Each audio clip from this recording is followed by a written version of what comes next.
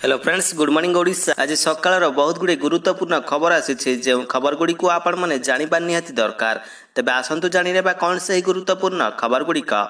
तेज ता पूर्व आपन को अनुरोध अटे जे जदि आपन को वीडियोटी भल लगे आपन लाइक करने सहित वीडियो को अधिक अधिक शेयर करेंगे। यह सहित यह लेटेस्ट खबर सबको जानापी आम चैनल को सब्सक्राइब करूँ।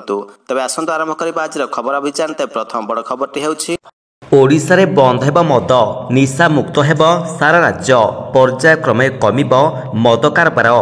ओडिशा रे मद उपरे लागिब रोक, राज्य रे कमिब निशा व्यवहार, राज्य रे पर्यायक्रमे कमिब मद कारबार। एथिपाई अंटा भिड़िलाणी नुआ सरकार बोली कहिसंती समाज सुरक्षा और भिन्नक्षम सशक्तिकरण मंत्री नित्यानंद गंड। सेहिपरि सामाजिक सुरक्षा और भिन्नक्षम सशक्तिकरण मंत्री बड़ बयान, निशा द्वारा समाज कलुषित हेउछि। सरकारी स्तर में अनेक राज्य में मद बंद करा जाउछि, तबे ओडिशा सरकार मध्य मद बंद करने को चेष्टा करिवे। निशा कारबार कमिजिब, ओडिशा को मद मुक्त और निशा मुक्त करने को योजना करा जाउछि। अबकारी समेत विभिन्न विभाग सहित आलोचना करी पर्यायक्रमे एने पदक्षेप नियाजिब। परवर्ती खबरटी हेउछि गणशिक्षा विभाग बड़ निष्पत्ति, स्कूल रे पाठ पढ़ाइबे अतिथि शिक्षक, नियुक्त हेबे 4580 अवसरप्राप्त शिक्षक। स्कूल शिक्षा को दियाजिबा अधिक गुरुत्व, श्रेणी गृह रे जेपरि शिक्षक अभाव पाठ पढ़ारे कौनसी असुविधा न हुए सेथिप्रति ध्यान दियाजिब। एथिपाई स्कूल रे नियुक्त हेबे अतिथि शिक्षक। मोट 4580 जन अवसरप्राप्त शिक्षकों को पाठ पढ़ारे नियोजित कराजिब। एने विद्यालय और गणशिक्षा विभाग पक्षरु विज्ञप्ति प्रकाश पाइछि। परवर्ती खबरटी हेउछि थमुनी केजरीवाल को अड़ुआ, सुप्रीम कोर्ट रे सुनानी बेले बांधिला सीबीआई। केजरीवाल को झटका पर झटका, मंगलवार कोर्टरू सीबीआई गिरफ करथिबा बेले आज पुणी थरे गिरफ करिछि सीबीआई। कहिबाकू गले गिरफ परे आउ थरे गिरफ होइछन्ति दिल्ली मुख्यमंत्री अरविंद केजरीवाल। तेबे आज सुप्रीम कोर्ट रे जमीन आवेदन सुनानी बेले गिरफ करिछि सीबीआई। तेबे सूचना थाउ कि दिल्ली मुख्यमंत्री अरविंद केजरीवाल को पई पुणी अड़ुआ बढ़िछि। सुप्रीम कोर्ट रे जमीन आवेदन सुनानी मध्यरे गिरफ करिछि सीबीआई। दिल्ली मद नीति दुर्नीति मामला रे आज सीबीआई केजरीवाल को विधिवत भाव में गिरफ करिछि। केंद्रीय अनुसंधान एजेंसी तांकु आज सकाळे तिहार जेलरू राउस एवेन्यू कोर्ट नैथिले। तो विचारपति अमिताभ रावत को पूर्वरु केजरीवाल को हाजर कर जाइथिला।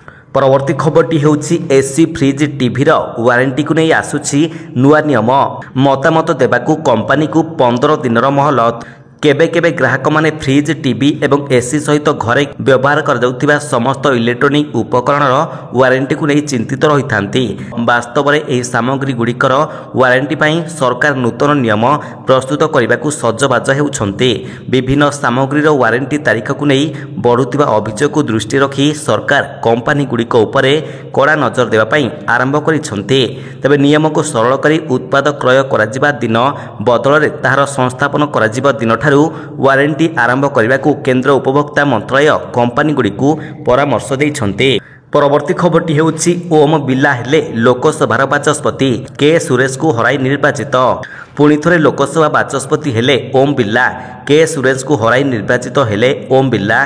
द्वितीय थर पई से बाचस्पति होइछन्ति। तबे निर्वाचित हेबा परे प्रधानमंत्री मोदी तांकू आसन रे बसाइथिले। सेपटे संसदीय व्यापार मंत्री किरेन रिजिजू प्रोटेम स्पीकर दायित्व तुलाइथिबा बीजेपी सांसद भर्तृहरि महताब को धन्यवाद देइथिले। कहिबाकू गले बीजेपी सांसद ओम बिरला 18तम लोकसभार बाचस्पति भाव में निर्वाचित होइछन्ति। तबे सूचना थाउ कि लोकसभा बाचस्पति पद पाई संसद रे निर्वाचित अनुचित होइथिला। गोटिए पटे नेशनल डेमोक्रेटिक अलायंस बा एनडीए राजस्थान कोटारू तृतीय थर पाई सांसद ओम बिरला को प्रार्थी करिथा बेले विरोधी इंडिया ब्लॉक केरलर माभेलिकार 8 थर सांसद कोड़ी कुनेल सुरेश को प्रार्थी कराइथिले। परवर्ती खबरटी हेउछि युक्त 3 प्रथम पर्याय मेरिट लिस्ट कटअफ रे रेभेन्सा विश्वविद्यालय आगरे। युक्त 3 नाम लेखाइबा पई प्रकाश पाइछि प्रथम पर्याय मेरिट लिस्ट। समस्त 3टी स्ट्रीम कला वाणिज्य और विज्ञान रे कटअफ रे रेभेन्सा विश्वविद्यालय आगरे रहिछि।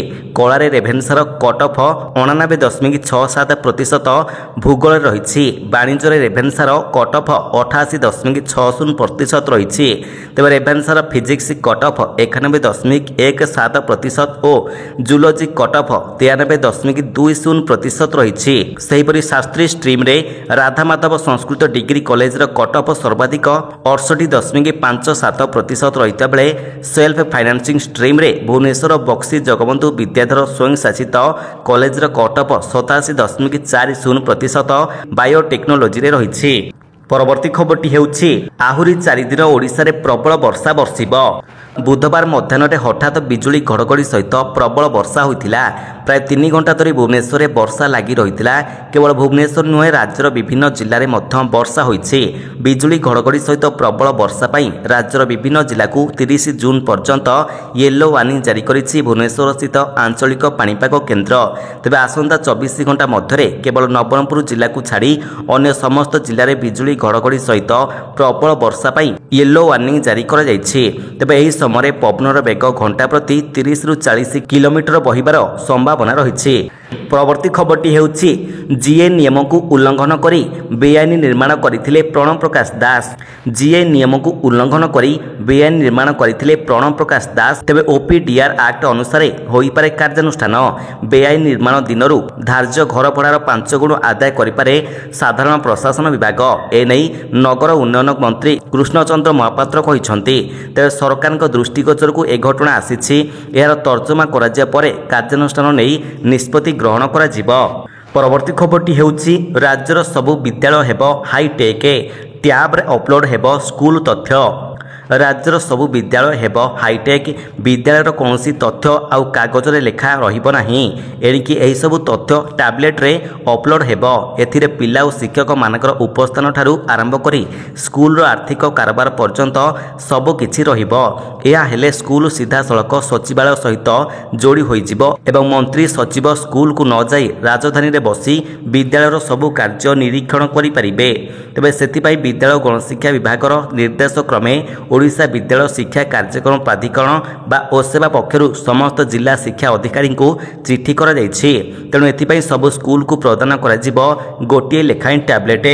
ପରବର୍ତ୍ତୀ ଖବରଟି ହେଉଛି ସ୍ପଷ୍ଟ ହେଲା ଚିତ୍ର। ରଥଯାତ୍ରା ଦେଖିବାକୁ ପୁରୀ ଆସିବେ ମହାମହିମ ରାଷ୍ଟ୍ରପତି। ପୁରୀରେ ରଥଯାତ୍ରା ଦେଖିବେ ମହାମହିମ ରାଷ୍ଟ୍ରପତି।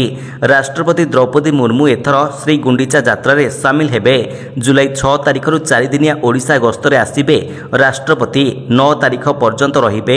6 ତାରିଖ ସନ୍ଧ୍ୟାରେ ଭୁବନେଶ୍ୱରରେ ପହଞ୍ଚିବେ ରାଷ୍ଟ୍ରପତି ଦ୍ରୌପଦୀ ମୁର୍ମୁ। ସେହିଦିନ ଉତ୍କଳମଣିଙ୍କ 96ତମ ଶ୍ରାଦ୍ଧ ବାର୍ଷିକୀରେ ଯୋଗ ଦେବେ। 7 ତାରିଖରେ ପୁରୀ ଯିବେ। ତେବେ ରଥଯାତ୍ରା ଦେଖିବା ପରେ ରାଷ୍ଟ୍ରପତି 8 ତାରିଖରେ ଖଣ୍ଡଗିରି ଉଦୟଗିରି ପରିଦର୍ଶନ କରିବେ। ସେହିଦିନ ଅପରାହ୍ନରେ ଡିଭାଇନ୍ ରିଟ୍ରିଟ୍ ସେଣ୍ଟର ଉଦ୍ଘାଟନ କରିବେ। ପରବର୍ତ୍ତୀ ଖବରଟି ହେଉଛି ଦୁର୍ଗାପୂଜା ଛୁଟି ପୂର୍ବରୁ ହୋଇପାରେ ଛାତ୍ର ସଂସଦ ନିର୍ବାଚନ। ପ୍ରସ୍ତୁତି ଆରମ୍ଭ କଲେଣି ଛାତ୍ର ସଂଗଠନ। ରାଜ୍ୟର ବିଭିନ୍ନ ମହାବିଦ୍ୟାଳୟ ଓ ବିଶ୍ୱବିଦ୍ୟାଳୟଗୁଡ଼ିକରେ ପୁଣି ହେବ ଛାତ୍ର ସଂସଦ ନିର୍ବାଚନ। ଉଚ୍ଚଶିକ୍ଷା ମନ୍ତ୍ରୀ ସୂର୍ଯ୍ୟବଂଶୀ ସୁରଜ ଏକ କାର୍ଯ୍ୟକ୍ରମରେ ଏନେଇ ସକାରାତ୍ମକ ମନ୍ତବ୍ୟ ଦେବା ପରେ ନିର୍ବାଚନ ହେବାର ସମ୍ଭାବନା ଉଜ୍ଜ୍ୱଳ ହୋଇଛି। ବିଧିବଦ୍ଧ ଭାବରେ ସରକାର ଏନେଇ କୌଣସି ଘୋଷଣା କରିନଥିବା ବେଳେ ଆସନ୍ତା ଦୁର୍ଗାପୂଜା ଛୁଟି ପୂର୍ବରୁ ଛାତ୍ର ସଂସଦ ନିର୍ବାଚନ ହୋଇପାରେ ବୋଲି ଜଣାପଡ଼ିଛି। 2017-18 ଶିକ୍ଷାବର୍ଷରେ ଶେଷ ଥର ପାଇଁ ଛାତ୍ର ସଂସଦ ନିର୍ବାଚନ ହୋଇଥିଲା। ତେବେ କରୋନା ମହାମାରୀ ଏବଂ ଶିକ୍ଷାନୁଷ୍ଠାନରେ ହିଂସାକାଣ୍ଡ ହେଉଥିବା ଦର୍ଶାଇ 6 ବର୍ଷ ହେଲା ଛାତ୍ର ସଂସଦ ନିର୍ବାଚନକୁ ବାତିଲ କରାଯାଇଥିଲା। ପରବର୍ତ୍ତୀ ଖବରଟି ହେଉଛି ମହିଳା ସାମ୍ବାଦିକାଙ୍କ ଉପରକୁ କୁକୁର ଛାଡ଼ିଦେବା ଘଟଣା। ବିଜେଡି ନେତା ରଘୁନନ୍ଦନଙ୍କ ଘରେ ପୋଲିସ। ବବିଙ୍କ ଘର ଭଙ୍ଗା କଭରେଜ ବେଳେ କର୍ତ୍ତବ୍ୟରତ ମହିଳା ସାମ୍ବାଦିକାଙ୍କ ଉପରକୁ କୁକୁର ଛାଡ଼ିଦେବା ଘଟଣାରେ ପୂର୍ବତନ ମନ୍ତ୍ରୀଙ୍କ ଘରେ ପୋଲିସ ପହଞ୍ଚିଛି। ପୂର୍ବତନ ମନ୍ତ୍ରୀ ରଘୁନନ୍ଦନ ଦାସଙ୍କ ବାସଭବନରେ କ୍ୟାପିଟାଲ ଥାନା ପୋଲିସ ପହଞ୍ଚି ଆରମ୍ଭ କରିଛି ତନାଘନା। ଗତକାଲି ତାଙ୍କର ନାଁରେ ସାଂଘାତିକ ଅଭିଯୋଗ ଆଣିଥିଲା ଏକ ଘରୋଇ ନ୍ୟୁଜ୍ ଚ୍ୟାନେଲ। ଏନେଇ ସମ୍ପୃକ୍ତ ଘରୋଇ ଚ୍ୟାନେଲ ପକ୍ଷରୁ କ୍ୟାପିଟାଲ ଥାନାରେ ଏତଲା ଦିଆଯାଇ ରଘୁନନ୍ଦନଙ୍କ ବିରୋଧରେ କାର୍ଯ୍ୟାନୁଷ୍ଠାନ ଦାବି କରାଯାଇଥିଲା। ପରବର୍ତ୍ତୀ ଖବରଟି ହେଉଛି ପ୍ୟାରିସ୍ ଅଲିମ୍ପିକ୍ସ ପାଇଁ ଭାରତୀୟ ହକି ଦଳ ଘୋଷିତ। ଓଡ଼ିଶାର ଜଣେ ଖେଳାଳିଙ୍କୁ ମିଳିଲା ସୁଯୋଗ। ପ୍ୟାରିସ୍ ଅଲିମ୍ପିକ୍ସ ପାଇଁ ଭାରତୀୟ ହକି ଟିମ୍ ଘୋଷିତ। ହରମନପ୍ରୀତ ସିଂଙ୍କ ନେତୃତ୍ୱରେ 19 ଜଣିଆ ହକି ଦଳ ଘୋଷଣା କରାଯାଇଛି। ଏକମାତ୍ର ଓଡ଼ିଆ ଖେଳାଳି ଭାବରେ ଅମିତ ରୋହିଦାସଙ୍କୁ ସୁଯୋଗ ମିଳିଛି। ସେହିପରି ହାର୍ଦ୍ଦିକ ସିଂଙ୍କୁ ଉପ ଅଧିନାୟକ ଦାୟିତ୍ୱ ଦିଆଯାଇଛି। ପ୍ୟାରିସ୍ ଅଲିମ୍ପିକ୍ସରେ 5 ଜଣ ନବାଗତଙ୍କୁ ମଧ୍ୟ ସୁଯୋଗ ମିଳିଛି। ଜର୍ମନପ୍ରୀତ ସିଂ, ସଞ୍ଜୟ, ରାଜକୁମାର ପାଲ, ଅଭିଷେକ ଏବଂ ସୁଖଜିତ ସିଂ ଡେବ୍ୟୁ କରିବାକୁ ଯାଉଛନ୍ତି। ପରବର୍ତ୍ତୀ ଖବରଟି ହେଉଛି କାହିଁକି ରାମ ମନ୍ଦିରରେ ପଡ଼ିଥିଲା ବର୍ଷା ଜଳ? କାରଣ କହିଲେ କମିଟି ଅଧ୍ୟକ୍ଷ। ନବନିର୍ମିତ ଅଯୋଧ୍ୟା ରାମ ମନ୍ଦିର ଛାତରୁ ପାଣି ଝରିବା ନିଶ୍ଚିତ ରୂପରେ ଚିନ୍ତାର କାରଣ। ଶହ ଶହ କୋଟି ଟଙ୍କା ବ୍ୟୟରେ ମନ୍ଦିର ନିର୍ମାଣ ହେବା ପରେ ଯଦି ଛାତରୁ ପାଣି ଝରିବ ତେବେ ଏଥିପାଇଁ ଦାୟୀ କାହାକୁ କରାଯିବ? ଏହାର ସମାଧାନ କିପରି ହେବ? କ'ଣ ରାମଲାଲା ଏପରି ସବୁଦିନ ବର୍ଷା ପାଣିରେ ଓଦା ହେଉଥିବେ?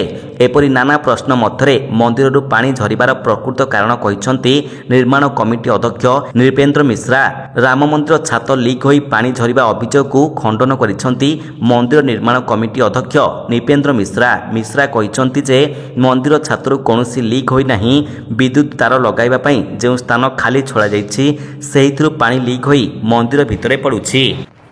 ତେବେ ଏହିଭଳି ଲାଟେଷ୍ଟ ଖବର ସବୁକୁ ଆପଣ ଜାଣିବା ପାଇଁ ଆମର ଚ୍ୟାନେଲକୁ ସବସ୍କ୍ରାଇବ୍ କରିବା ସହିତ ଭିଡ଼ିଓକୁ ଅଧିକରୁ ଅଧିକ ସେୟାର କରନ୍ତୁ। ଧନ୍ୟବାଦ।